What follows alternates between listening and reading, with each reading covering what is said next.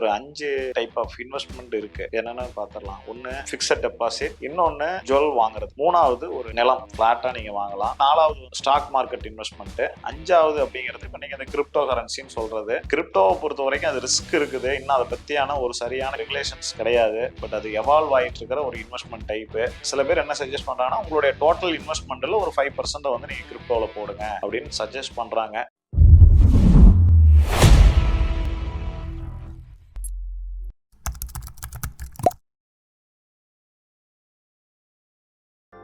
Welcome to beyond limits by Gokul. So நம்ம பிஸ்னஸை பற்றி நிறைய வீடியோவை பேசணும். ஆனால் ஒரு பிஸ்னஸ் ஓனராக ஏன்னா நம்ம வந்து ஒரு தொழில் பண்ணுறதே நிறைய பேருக்கு வேலை வாய்ப்பு கொடுக்குறோம். அதெல்லாம் ஒரு பக்கம் இருந்தாலும் தனிப்பட்ட முறையில் நமக்கான ஒரு அசட், அதாவது அது வந்து நிலமாக இருக்கலாம், ஃபிக்ஸட் டெபாசிட்டில் இருக்கலாம், எதுவோ ஒன்று ஜுவல்லாக இருக்கலாம். ஸோ அதை எப்படி வந்து நம்ம இன்க்ரீஸ் பண்ணுறது அப்படிங்கிறத பற்றி இந்த வீடியோவில் பார்ப்போம்.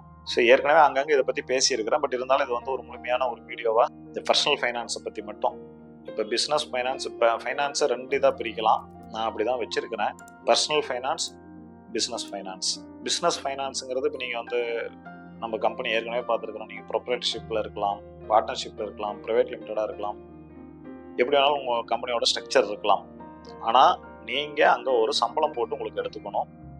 அந்த பணத்தில் மட்டும்தான் உங்களுடைய பர்சனல் ஃபைனான்ஸ் வந்து நீங்கள் பில்ட் பண்ணணும். பர்சனல் போர்ட்ஃபோலியோவை நீங்கள் உங்களுடைய அசட்டை வந்து பர்சனல் அசட்டை வந்து பில்ட் பண்ணணும். கம்பெனி அது பாட்டுக்கு தனியாக ரன் ஆகிட்டு இருக்கணும். அதுக்கான ஷேப் கார்டு, அதுக்கான அசட் அது தனியாக இருக்கணும். Personal asset is different, company asset is different. சரிங்களா?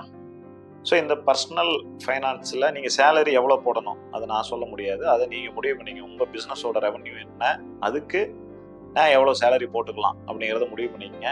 பிஸ்னஸோட ப்ராஃபிட்டில் கையை வைக்கவே கூடாது, அதை நீங்கள் எடுக்கவே கூடாது. நீங்கள் சேலரி தான் போட்டுக்கணும். சேலரியை நீங்கள் போட்டுக்கிட்டு அந்த பணத்தை அதுக்கப்புறம் அதுக்கு மீதி வரதான ப்ராஃபிட். உங்களுக்கு சேலரி போட்டுக்கிட்டீங்கன்னா மீதி வரது ப்ராஃபிட்டு. நீங்கள் சேலரியை போட்டுக்குங்க, ப்ராஃபிட்டு அது பிஸ்னஸ்குள்ளேயே இருக்கட்டும். சரிங்களா? இப்போ நம்ம வந்து என்னென்ன இன்வெஸ்ட்மெண்ட் டைப் இருக்குது அப்படிங்கிறத பற்றி பார்ப்போம். ஒரு 5 டைப் ஆஃப் இன்வெஸ்ட்மெண்ட் இருக்குது. என்னென்னு பார்த்துடலாம். ஒன்று ஃபிக்ஸட் டெபாசிட், ரெக்கரிங் டெபாசிட் இப்படி வச்சுக்கலாம்.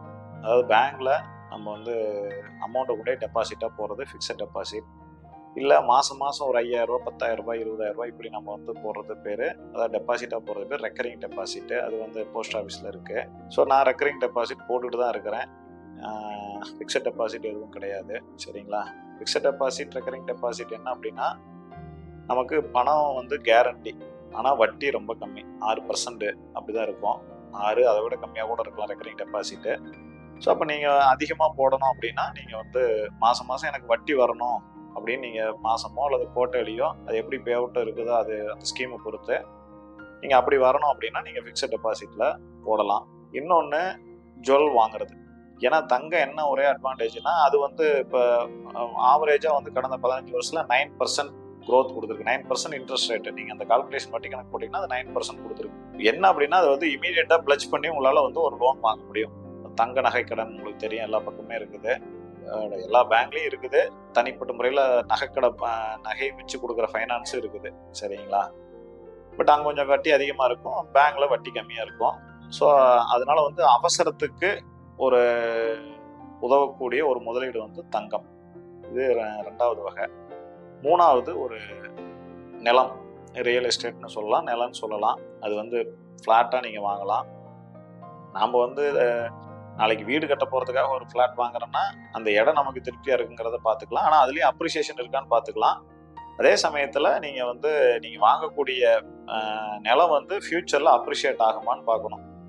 மோஸ்ட்லி எல்லா நிலமே அப்ரிஷியேட் ஆகும். பட் இருந்தாலும் அதுலேயே சில ஏரியா வந்து ஹை க்ரோத்தாக இருக்கும். இப்போ ஏதாவது வந்து கவர்மெண்ட் வந்து ஒரு ஸ்கீம் அனௌன்ஸ் பண்ணி இந்த இடத்துல இது வரப்போகுது, டைடல் பார்க் வரப்போகுது அப்படின்னு சொன்னாங்கன்னா அந்த ஏரியாவில் விலை கொஞ்சம் அதிகமாகிறதுக்கான வாய்ப்பு இருக்கும். ஸோ இந்த மாதிரி வந்து நம்ம க்ரோத் ஆகக்கூடிய இடமா இருந்ததுன்னா அது அப்ரிசியேஷன் அதிகமாக கிடைக்கும். அதனால் இதில் வந்து எவ்வளவு நமக்கு வந்து இந்த இன்ட்ரெஸ்ட் கால்குலேஷன் வரும் நம்மளால சொல்ல முடியாது. அது நம்ம வாங்குகிற இடத்தையும் வாங்குகிற நிலத்தையும் பொறுத்தது.